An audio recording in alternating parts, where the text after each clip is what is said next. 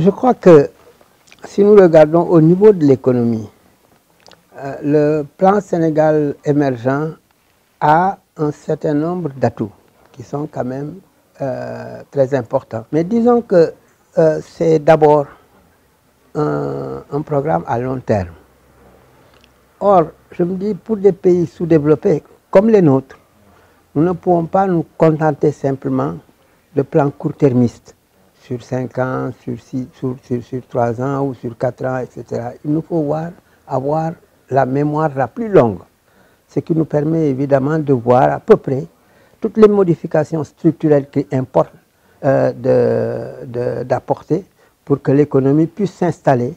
Autre point positif, puisse s'installer dans une croissance au moins durable, c'est-à-dire une croissance qui soit au taux le plus élevé possible, compte tenu des ressources disponibles.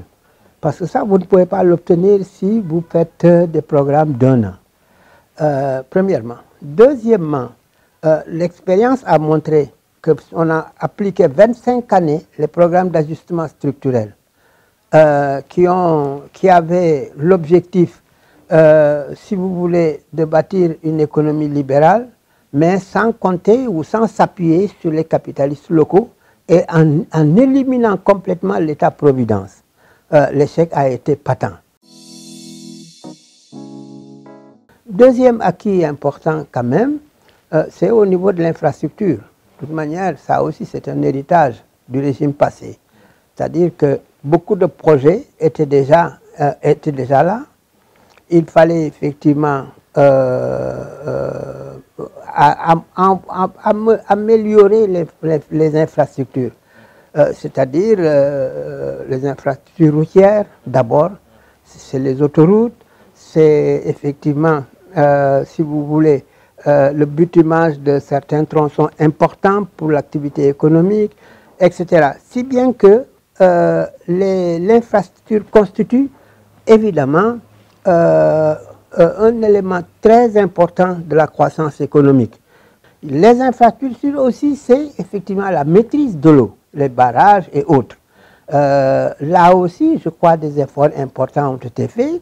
D'abord, on a mieux exploité maintenant le barrage de Diamant, c'est-à-dire toutes les terres irriguées du nord, et ça a donné quelques résultats assez appréciables pour l'agriculture. Par exemple, l'horticulture a connu effectivement une envolée extrêmement importante.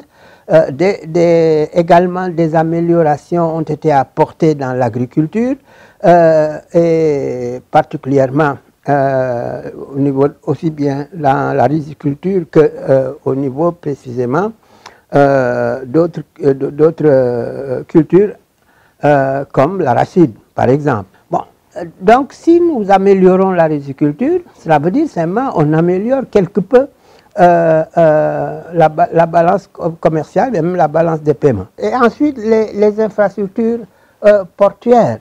Les ports ont été améliorés, le nouvel aéroport a été inauguré. Tout ça constitue évidemment des acquis absolument substantiels. S'y ajoute peut-être un acquis qu'on ne souligne pas souvent, c'est effectivement le pont sur la Gambie.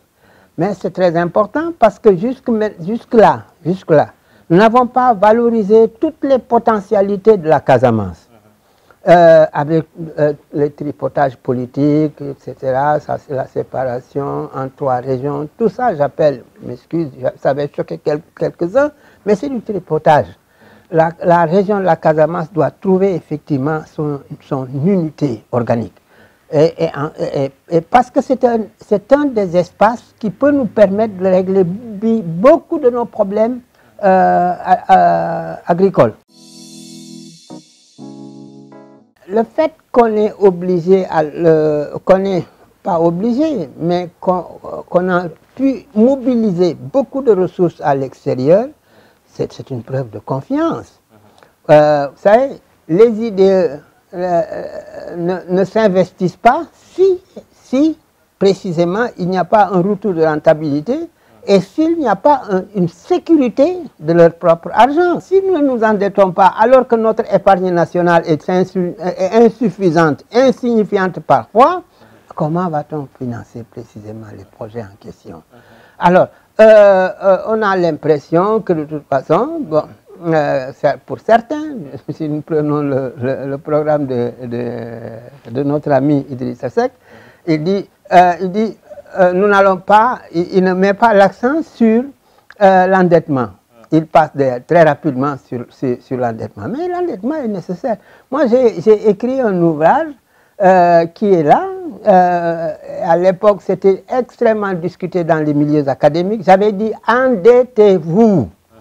Endettez-vous si vous voulez financer précisément le développement économique et social parce que vous n'en avez pas les moyens internes.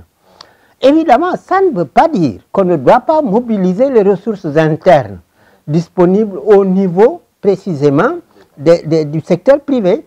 J'ai évalué, peut-être que ce n'est pas une très bonne évaluation, je n'en suis pas satisfait, quelques-uns m'ont tapé sur les doigts.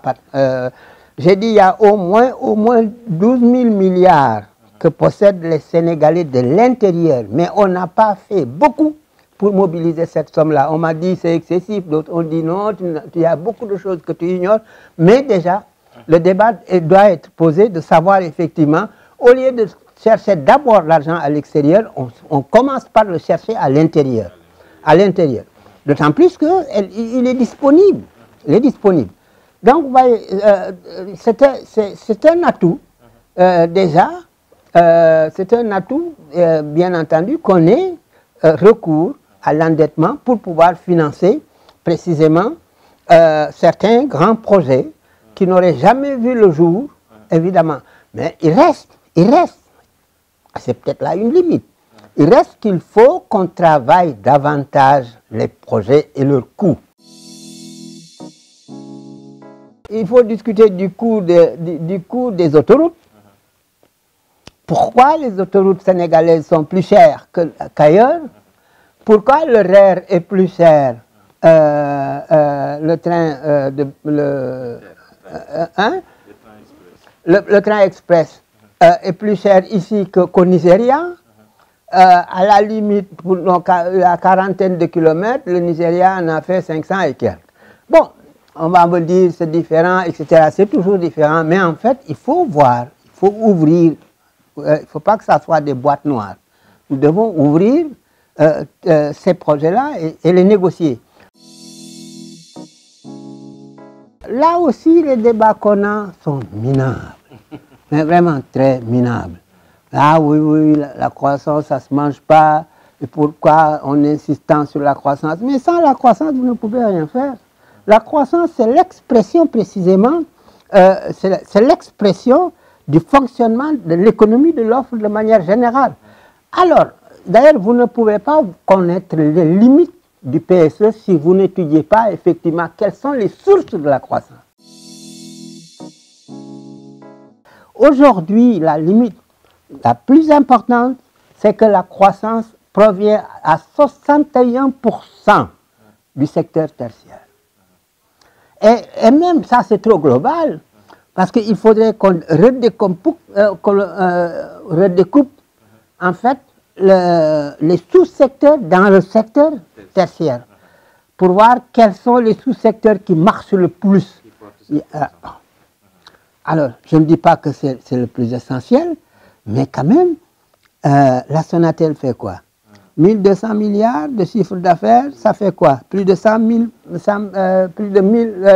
milliards de bénéfices, un peu 300 milliards de bénéfices. Évidemment, là aussi, il faut quand même préciser, ce n'est pas qu'au Sénégal, c'est effectivement au Mali, donc dans tout l'espace de l'UEMOA où la Sonatel est installée.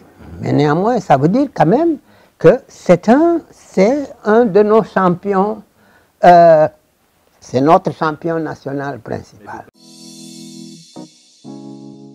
Il faut toujours renégocier, il faut renégocier.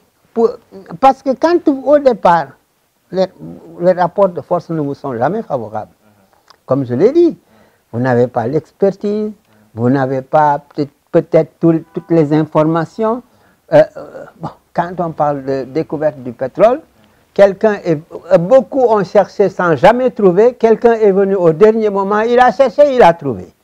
Et il y a mis des moyens. Évidemment, s'il négocie avec vous, c'est un rapport de force. En Guinée à côté, Alpha Condé est en train de renégocier beaucoup de contrats miniers. Donc Macky Sall doit prendre exemple. Alors, oui, il doit prendre exemple. Il faut prendre exemple. La renégociation n'est pas honteuse. C'est un rapport de force que vous changez. Mais le monde marche sur des rapports de force. Vous n'avez pas la force nécessaire. Mais si maintenant vous connaissez bien, mais vous le négociez. Qu'on revoie fondamentalement notre système de formation et notre système de formation universitaire. Je dis toujours, et ça depuis toujours, dans une économie mondiale où les capitaux et les personnes et les technologies circulent librement, c'est la qualité des ressources humaines qui détermineront précisément la qualité des croissances. Si nous regardons les pays qui ont les croissances les plus fortes, ce sont les pays qui investissent le plus dans la ressource humaine. Des efforts importants ont été faits, quantitativement. Là, on a multiplié les universités, c'est très bien. Mais ce n'était pas de les multiplier, c'était de les spécialiser. C'était de les spécialiser. Je vois le projet initial de Senghor pour l'université Gaston Berger, c'était d'en faire une université du Sahel. Moi, il m'en a parlé dans la sérénité de son bureau. Il m'avait dit, bon, comme c'est un espace soumis à une dégradation permanente de l'environnement, c'est un espace agricole et d'élevage, donc peut-être il faudrait qu'on apporte le savoir. Mais bon, de fil en aiguille, je ne sais pas qu'est-ce qui s'est passé. Finalement, c'est devenu une université et on les multiplie. J'ai conseillé à un président de la République qui m'avait demandé, d'ailleurs, sur la présentation d'un de mes amis qui m'y a amené, je lui ai dit, mais mettez des universités de métier. Je ne renie pas, moi, ce que j'ai fait, mais enfin, mettez des universités de métier actuellement. Maintenant, et ensuite, veillons à la qualité des universités. On me dit non, les instituts sont là, mais les instituts, c'est des ramasses. Il y a quelques-uns qui sont très sérieux, qui font du bon travail, mais il y en a d'autres qui, effectivement, cherchent de l'argent. N'est-ce pas? Institut de management, institut de gestion de ceci, institut de gestion de cela, institut pétrolier, etc., etc. Tout ça ne me semble pas très sérieux. Il faudrait qu'on regarde véritablement les formations supérieures, qu'on regarde ça sans œillère et sans complaisance. Et assainir. Et ensuite, faciliter l'insertion du privé, de l'enseignement privé. Il faut faciliter l'insertion de l'enseignement privé. L'État ne peut pas tout faire, même dans ce secteur-là. Mais qu'il affecte ce qu'il ne peut pas faire à d'autres et qu'il les mette dans les moyens de le faire. Que l'État leur donne ou leur octroie les moyens de le faire. Un autre problème, c'est le secteur social. Alors, le secteur social, particulièrement la santé. Là aussi, quelques efforts sont en train d'être faits. La CMU est extrêmement importante. Il y a les bourses, les bourses de sécurité familiale que nous avons importées du Brésil, de Lula. Ça aussi c'est important. Mais tout ça ne constitue pas des politiques. Une politique doit s'inspirer, doit s'insérer dans la durée. dans la durée. On ne peut pas donner à tout le monde une bourse de sécurité familiale, ce n'est pas possible. Le budget de l'État ne suffira pas. Et ensuite, vous allez précisément plus favoriser la consommation qu'autre chose.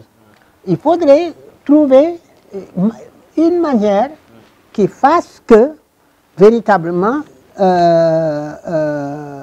le filet de sécurité sociale qu'on veut créer, qu'on le crée sur d'autres bases qui ne soient pas effectivement de transférer des ressources financières à des personnalités, etc.